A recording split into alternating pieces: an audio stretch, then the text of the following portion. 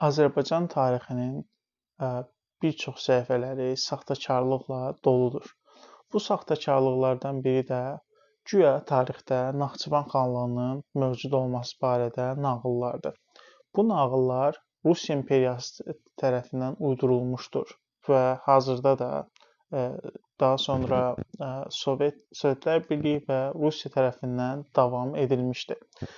Bəs bu nağıl nəyə görə uyduruldu?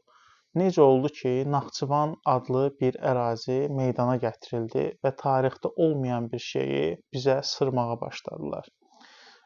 Bu Rusiyanın İranın şimalını, yəni hazırki Azərbaycan Respublikasını işğalı ilə başladı. Həmin dövrlərdə bu ərazilər xanlıqlardan ibarətdir. Qətiyyən orada Naxçıvan xanlığı adlı bir xanlıq yox idi. Bu tamamilə Yerevan xanlığından ibarət bir ərazi idi və sadəcə indiki bölgə Kəngərli tayfasına idarə edilmək üçün verilmişdi. Kəngərli tayfası isə Ordubaddan idi və Talış mahalından Ordubada gəlmişdi.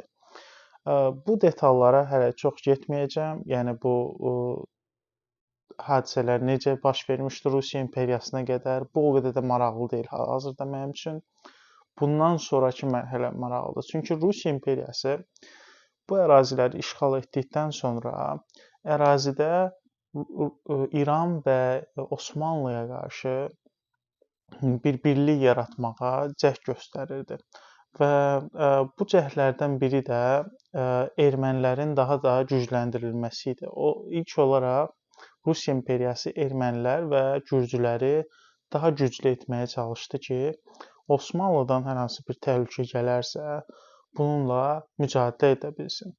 Həmçinin eyni zamanda düşünməyə başladı ki, ermənilər həm də İranlılarla çox yaxın xalqdır və onlardan da təhlükə gözləyə bilər. Həmçinin bu sərhədləri tamamilə xristian bir kəsimin ixtiyarına vermək istəmirdi. Həmçinin bütün müsəlmanların birlikdə olduğu bir dövlət qurumu da yaratmaqdan qorxurdu. Buna görə də Azərbaycanı qəzalara ayırdılar və ilk olaraq Naxçıvan məsələsi də ortaya çıxmağa başladı. Naxçıvan məsələsinin ortaya atılması ona xidmət edirdi ki, Rusiya imperiyası bu ərazi vasitəsilə öz kəşfiyyatçılarını, öz təsir siyasi qüvvələrini bu ərazidə cəmləşdirəcək və İrana, Osmanlıya qarşı istifadə etməyə çalışacaqdı. Və gələcəkdə də biz Rusiya imperiyasının bir çox vəzifəli şəxslərinin, Azərbaycanla bağlı vəzifəli şəxslərinin xüsusi olaraq bu zonadan yetişdirilməyə çalışdığını görürük. SSR dövründə bu daha da irəli getdi və Naxçıvanı Muxtar Respublika adında bir quruma çevirdilər. Burada əsas məqsəd bir qədər dəyişmişdi, amma ümumi məqsədlərdən o qədər də fərqlənmirdi.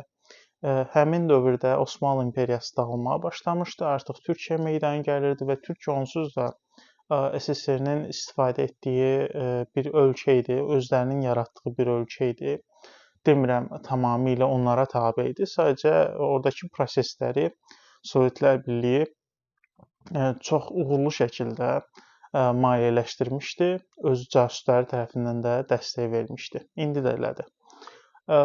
Və Naxçıvanı da yenidən həmin rolda saxlamağa başladı. Yəni həm İrana təsir edəcək, həm bu Naxçıvan bölgəsi Osmanlıya və hazırki Türkiyəyə təsir edəcək. Həmçinin Naxçıvanların üstünə yeni bir vəzifə də qoydu. Bu vəzifə Azərbaycanı lazım olduqda cəzalandırmaq vəzifəsi idi. Yəni Naxçıvan Azərbaycanın ərazisi kimi göstərilirdi, lakin elə bir qanunlar qəbul olunmuşdu ki, bu ərazi istənilən an Azərbaycandan qopardılar və Azərbaycanın sərhədlərini kəsə bilərdi. Yəni Azərbaycana bir şantaj aləti yetişdirilməyə başladı. Çoxları deyir ki, güya Naxçıvanın Muxtar Respublika edilməsi onun Azərbaycanın əsas hissəsindən ayrı bir hissə idi. Bu tamamilə yalan bir məsələdir. Nəyə görə? İlk olaraq onu deyim ki, Azərbaycan və Naxçıvan arasında Sovetlər Birliyi dövründə yol olubdu. Yəni Azərbaycandan ayrı falan qalmayıbdı. İkinci məsələ o idi ki, bu yol olmasaydı belə Ermənistan da Sovet Respublikası idi və heç də Azərbaycanla əlaqə bitməmişdi. Bu indiki Amerikanın ştatları kimi bir məsələ idi. Bu hər hansı bir yolun itməsi məsələsi deyildi. Digər məsələ isə bundan ibarət idi ki, Sovetlər Birliyinin əlində idi ki, o yolu daha da genişləndirsin və ya da dəhlizi, oradakı dəhlizi daha da genişləndirsin və Azərbaycana versin və bunu da eləməyib. Və burada bir məsələ çıxır. Bu cür qurucu, bu cür qarışıq sistemi nəyə görə yaradıblar?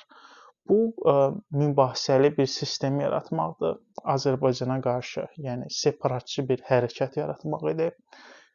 Onların məqsədi o idi ki, ya Naxçıvanlar Azərbaycanın başında olmalıdır, azlıq olaraq Azərbaycanı idarə etməlidir, ya da ki, Azərbaycandan qopacaqdılar və bizim Türkiyə ilə sərhədimiz bağlanacaqdı və Qarabağ məsələsi də mübahisəli məsələ olduğuna görə İranla yollarımız da bağlanmaq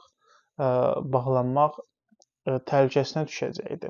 Bu Azərbaycana qarşı atılmış bir plan idi və Azərbaycan əgər öz müstəqilliyini, Azərbaycan insanı öz azadlığına doğru qaçardısa, Naxçıvan məsələsi bu cür istifadə olunacaqdı. Yəni separatçı bir hərəkat kimi istifadə olunacaqdı. Amma ruslar Azərbaycandakı məsələni uğurla özlərinə xas şəkildə uğurla həyata keçirdilər və Naxçıvanları Azərbaycanın üzərinə gətirdilər.